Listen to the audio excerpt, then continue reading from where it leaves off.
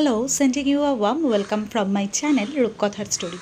আজকে তোমাদের সাথে শেয়ার করব খুব সহজ একটা সুস্বাদু রেসিপি, যার নাম হলো পনির বাটার মশলা। প্রথমেই কড়াটা গরম করে তার মধ্যে 1 চামচ মতো বাটার আর হোয়াইট অয়েল আমি ইউজ করেছি। তোমরা চাইলে কিন্তু শুধু বাটারও ইউজ করতে পারো। এরপরে গোটা গরম মশলা, লবঙ্গ, দারচিনি, এলাচ দিয়ে দিয়েছি। তারপরে ঠিক এরকম সরু সরু করে পেঁয়াজ কাটা ঝিরিঝিরি করে। তোমরা চাইলে এই পেঁয়াজটা নিজেদের মতো করেও কাটতে পারো, কারণ এখন যেগুলো ভাজা হচ্ছে এগুলো কিন্তু পরে বাটা হয়ে যাবে মিক্সিতে। এরপরে দিয়ে দিলাম টমেটো। এখানে খুব ভালো করে পেঁয়াজ আর টমেটোটা ভেজে নেব। তারপরে কিছুক্ষণের জন্য এখানে কড়াই ভাজতে দিয়ে ঢাকনিটা বন্ধ করে রাখবো। এখানে দেখো আমার ভাজাটা কিন্তু কমপ্লিট হয়ে গেছে। এবার আমি মিক্সার জারে এই ভাজাটাকে তুলে রাখছি এবং এটাকে খানিকক্ষণের জন্য একটু ঠান্ডা হতে দেব। আমার ভিডিওগুলো কেমন লাগছে অবশ্যই তোমরা জানিও। যদি ভালো লেগে থাকে definitely like, comment and share করতে কিন্তু ভুলবে না। আর চ্যানেলটাকে অবশ্যই সাবস্ক্রাইব করে দিও। আর ভালো ভালো ভিডিওর নোটিফিকেশান পাওয়ার জন্য অবশ্যই চ্যানেলের বেল বাটনটা প্রেস করে দিও। এরপরে কড়ার মধ্যে আবার একটু বাটার আর সাদা তেল দিয়ে তেজপাতা দেওয়া হলো আর একদম কুচনো রসুন দেওয়া হলো। এটা একটু ভাজা হয়ে গেলে একদম মিহি করে কাটা পেঁয়াজ কুচি, তোমরা চাইলে এর থেকেও আরও ছোট করতে পারো, যাতে পেঁয়াজটা তেলের সাথে ভাজতে ভাজতে একদম গলে যায়। এটা কিন্তু রান্নায় একটা আলাদা টেস্ট আনে। এটা আমি যে কোনো রকম পেঁয়াজ রসুনের রান্নায় করে দেখেছি।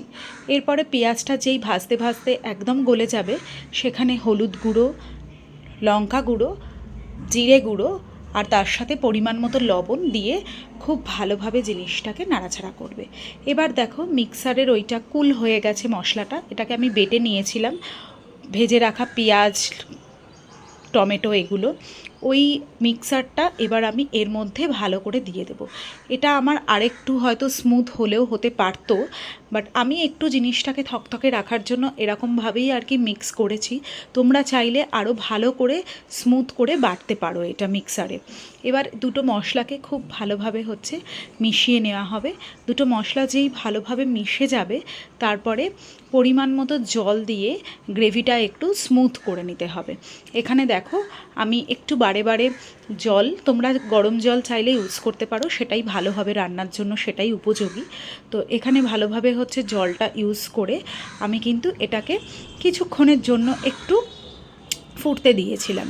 এটা একটু ধরলে তারপরে আমি এখানে দেখো পনিরগুলোকে একদম স্লাইস করে মোটা করে কেটে রেখেছিলাম চৌকো করে। তো সেই পনিরগুলোকে আমি এখানে দিয়ে দিলাম। তোমরা চাইলে তোমাদের ইচ্ছা মতো যে কোনোভাবেই পনির কিন্তু স্লাইস করতে পারো, ট্রায়াঙ্গেল শেপেও করতে পারো, দেখতে বেশ কিন্তু ভালো লাগে এবং একটা বেশ ইনোভেটিভ লাগে।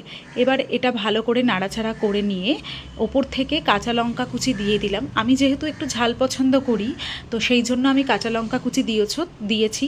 তোমরা চাইলে নাও দিতে পারো, তবে মুখে পড়লে খারাপ লাগে না। আর তার সাথে একটু ধনেপাতা ওপর থেকে ছড়িয়ে দিলাম। বাস, এখানে আমার তৈরি পনির বাটার মশলা। কেমন লাগলো জানিও।